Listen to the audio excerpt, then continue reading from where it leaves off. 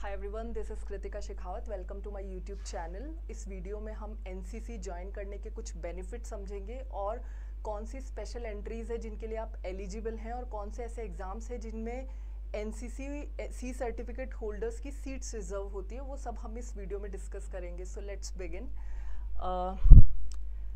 As you can see, this is air wing, this is army wing and this is naval wing. मैं खुद एक NCC C certificate holder रह चुकी हूँ। मेरे पास एयर विंग एनसीसी था। I was in Vanraj air wing NCC Jaipur. So let's start.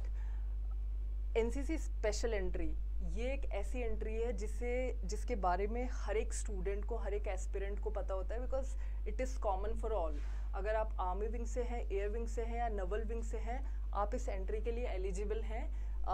This is called NCC special entry, जिसे OTSSC NCC special entry भी बोलते हैं, क्योंकि इसमें बच्चे अगर रेकमेंड होते हैं और मेरिट इन होते हैं तो वो लोग OTA चेन्नई ज्वाइन करते हैं, मेल और फीमेल दोनों। तो इसका बहुत बेसिक सा क्राइटेरिया है। जो भी बच्चे हैं जिन्होंने सी सर्टिफिकेट कंप्लीट कर लिया है किसी भी विंग से, चाहे वो आर्मी से हो, चाहे एयर से हो, चाहे नवल विंग से हो, तो वो इस एंट्री के लिए एलिजिबल है। हाँ, एक और कंडीशन ये है कि आपने ग्रेजुएशन किया हो किसी भी स्ट्रीम में with 50%, then you are good to go. You are eligible for this entry. Next is बहुत लोगों को इस एंट्री के बारे में नहीं पता है, बट इंडियन नेवी की अपनी एक स्पेशल एंट्री है। जिन बच्चों ने अपना सी सर्टिफिकेट नवल विंग से कंप्लीट किया है, वो बच्चे इस एंट्री के लिए एलिजिबल है। NCC special entry, this is only for Indian navy. अगर आपने एनसीसी में सी सर्टिफिकेट किया है तो नवल विंग से, तो आप इस एंट्री के लिए एलिजिबल हो। आपके पास सी सर्टिफिकेट होना चाहिए, ऑब्वियसली आप नवल विंग से होने चाहिए, और आपने बीटेक जिसे बोलते हैं हम, बीटेक किया हुआ होना चाहिए, तब आप इस पर्टिकुलर एंट्री के लिए एलिजिबल हैं। थर्ड इज इंडियन एयरफोर्स के लिए जो स्पेशल एंट्री है, इसकी एक खास बात ये है कि ये सिर्फ फ्लाइंग ब्रांच के लिए है। अगर किसी भी रीज़न से आप अपना AFCAT एग्ज़ाम क्लियर नहीं कर पाए हैं, या CDS में भी जैसे फ्लाइंग ब्रांच के लिए आप क्लियर नहीं हो पाए हैं, तो आपके पास एक और गोल्डन अपॉर्चुनिटी है।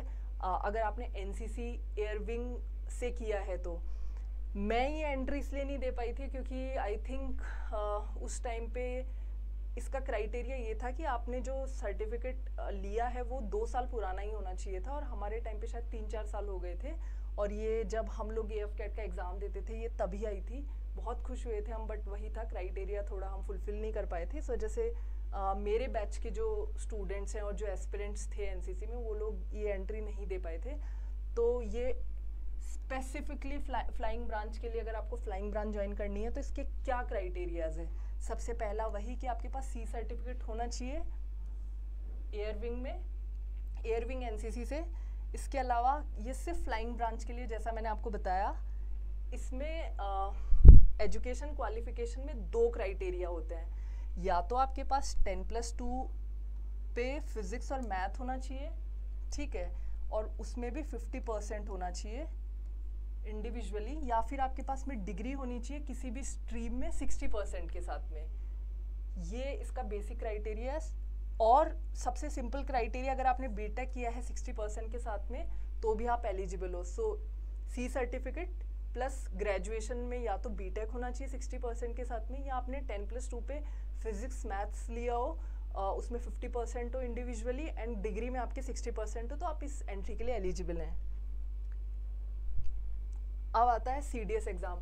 जो स्टूडेंट CDS एग्ज़ाम देते हैं उन्हें पता ही नहीं होता है कि उनकी सीट्स रिजर्व्ड होती है। तो आप कभी भी CDS एग्ज़ाम देते हो, SSB इंटरव्यू के लिए जाते हो, आप मेक श्योर करो कि आपने अपने NCC के सर्टिफिकेट सबमिट किए हैं। इसका बहुत ध्यान रखो, क्योंकि सबसे बड़ी चीज़ है कि जैसे CDS से आप AFA ज्वाइन करते हो, परमानेंट कमीशन होता है फ्लाइंग के लिए, स्टूडेंट्स को नहीं पता होता है, बट जिन बच्चों के पास में सी सर्टिफिकेट होता है एयर विंग का, उनके लिए 10% सीट्स रिजर्व होती है। सपोज CDS में AFA से 30 बच्चे जाने हैं, 30 बच्चों की वैकेंसी है, तो उनकी 10% सीट्स रिजर्व होती है। मतलब 3 बच्चे अगर एयर विंग एनसीसी के हैं तो वैसे ही मेरिट इन हो जाएंगे, उन्हें इतना लोड लेने की ज़रूरत ही नहीं होगी। तो ये मुझे बहुत अच्छा लगा कि एक और आपके पास में सी सर्टिफिकेट होने का ये फ़ायदा, अगर आपके पास में एयर विंग एनसीसी का सी सर्टिफिकेट है तो आप सीडीएस एंट्री में भी अपनी सीट पक्की कर सकते हो। इन टोटल बात ये है। इसके अलावा अगर आपके पास में आर्मी विंग का है तो भी अगर आप लास्ट टू लास्ट नोटिफिकेशन देखोगे तो वहाँ 13 वैकेंसीज ऑलरेडी रिजर्व्ड हैं।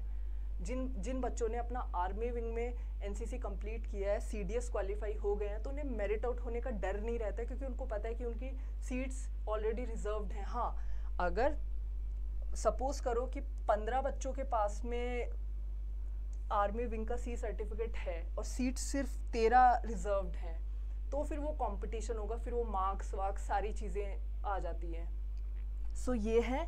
इसके बाद में एएफकेट एंट्री, इसमें भी सीट्स रिजर्व होती है, बट स्टूडेंट्स को नहीं पता होता है। एएफकेट एंट्री में जो ग्राउंड ड्यूटीज़ होती हैं, टेक्निकल और नॉन टेक्निकल, सपोज इसमें 300 सीट्स हैं तो 10% सीट्स ऑलरेडी रिजर्व्ड हैं किन स्टूडेंट्स के लिए, जिनके पास में एनसीसी एयर विंग का सर्टिफिकेट है, सी सर्टिफिकेट। सो 300 का 10% कितना होता है? 30 बहुत बड़ा नंबर होता है। इतने स्टूडेंट्स होते ही नहीं है एयर विंग के। तो अगर आपके पास, आपने एएफकेट क्लियर कर लिया, आपने एसएसबी क्लियर कर लिया, और अगर आपके पास में एनसीसी एयर विंग का सी सर्टिफिकेट है, you are good to go, आप इजीली मेरिट इन हो जाएंगे। बट हाँ, हमें मेक श्योर करना है कि हमारे एसएसबी के मार्क्स बहुत अच्छे हों और एएफकेट मार्क्स बहुत अच्छे हो। सो इस वीडियो में बस इतना ही। मुझे बस एनसीसी के बेनिफिट्स के बारे में बताना था। और भी अगर आपके कुछ डाउट्स हैं तो आप कमेंट सेक्शन में लिख सकते हैं। Thank you. जय हिंद।